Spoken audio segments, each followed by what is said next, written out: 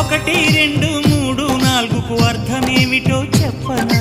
చెప్పుకో త్వరగా చెప్పుకో. ఒకటంటే ఒకటిగా అడుగేద్దాం,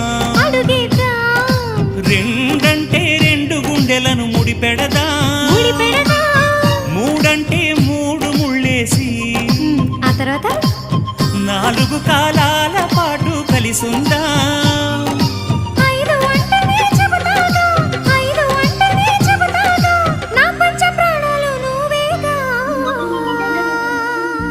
అమ్మావు ఇల్లు ఈగ చదివానాడు, ప్రేమ వలపు మనసు మమత చదివాయినాడు.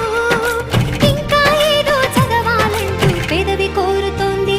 భలేగా కొత్త చదువు చదువు, ఇలా నా ముద్దు కవిత చదువు, చెలి మురిపాల కథలు చదువు.